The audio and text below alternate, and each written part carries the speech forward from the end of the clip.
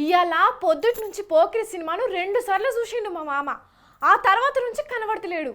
ఇంతకు ఈయన ఏడికి పోయినట్టో ఈ మోతెబారి.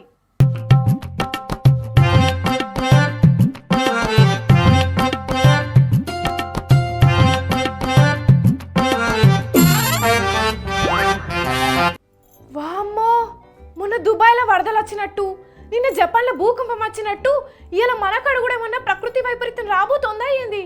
లేకపోతే మరి మా మామ ఏంది ఇట్లా బుక్స్ చదువుడేంది? యుద్ధం చేసినట్టే చదువుడేంది అసలు?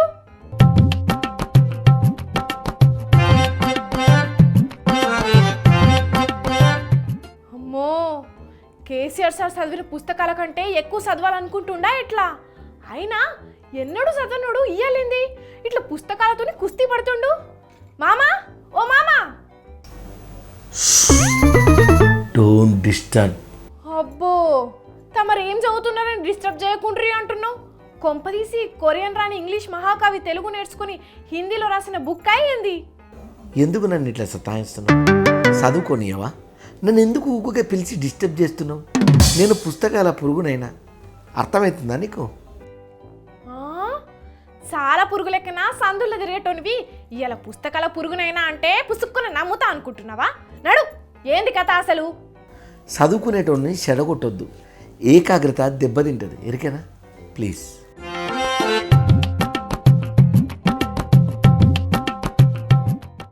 చిన్నప్పుడు బడికి పోనని దెబ్బలు తినే నువ్వు ఇప్పుడు ఏకాగ్రత దెబ్బతింటదని మాట్లాడితే మూలకున్న ముసల్ది కూడా నవ్వుకోవాలి. ఛీ, అసలు చదువు విలువ తెలుసా? అయినా నీకేం తెలుసు చదువు విలువ గురించి?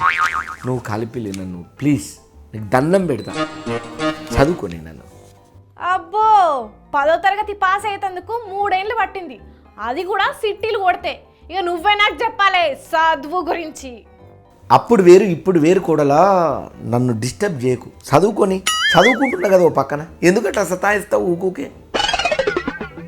సిఈసిలో ఫిజిక్స్ చదివేటోన్ లెక్కనున్నావు, అయినా ఎందుకో ఏదో తేడా కొడుతుంది కానీ అట్లా కాదు మామ.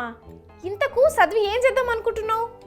అమ్మా, నేను చెప్పా, అది సీక్రెట్. అది సిగరెట్లు తాగుడు బంద్ చేసిన సంది సీక్రెట్స్ బగ్గనే మెయింటైన్ చేస్తున్నట్టున్నావు కదా. అబ్బా, ఇప్పుడు చెప్పాల్సిందేనా? తప్పదా? అబ్బో, ఏం సస్పెన్సో. నేను ఐపీఎస్ ఆఫీసర్ని అయితా.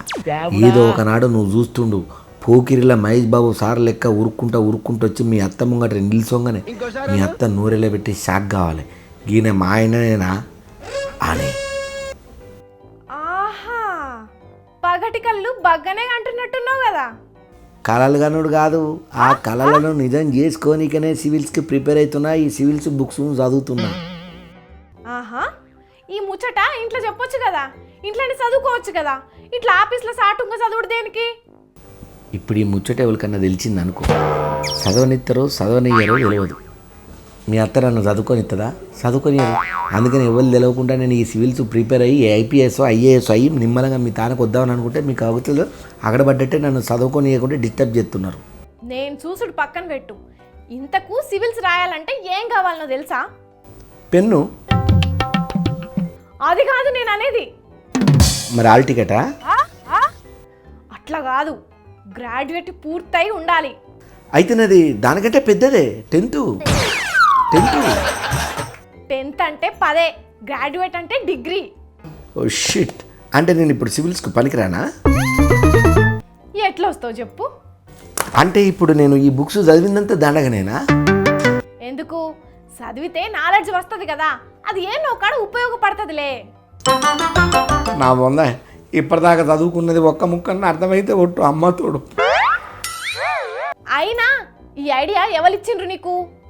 సిద్ధార్థ రామ్ కుమార్ అనే ఈ తమ్ముడు కేరళలో ఉంటాడు. వాళ్ళు ఇంట్లోకి తెలవకుండా సివిల్స్కు ప్రిపేర్ అయ్యి మస్తుగా ఎగ్జామ్ రాసిండట. అట్లా రాసుడుతోనే ఆల్ ఇండియాలోనే 4వ ర్యాంకు తెచ్చుకున్నాడు.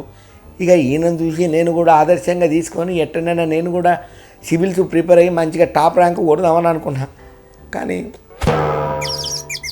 కొలువు కొట్టుడంటే కోటర్ గుద్దినంత ఈజీ అనుకుంటున్నావా ఏందో? ఆ తమ్ముడు మొదలు సివిల్స్ రాస్తే 121 ర్యాంక్ వచ్చి ఐపీఎస్గా సెలెక్ట్ అయితే ఐఏఎస్ కావాలని కాయుష్ కొద్దీ మళ్ళీ ఇంట్లో చెప్పకుండా చదివి ఇప్పుడు 4వ ర్యాంకు తెచ్చుకున్నాడు. ఈ ముచ్చట ఇంట్లో తెలిసి సంబరపడుతున్నారు. మరే నువ్వు ముందు ఏ ర్యాంక్ సాధించినట్టో తాగుట్లనా?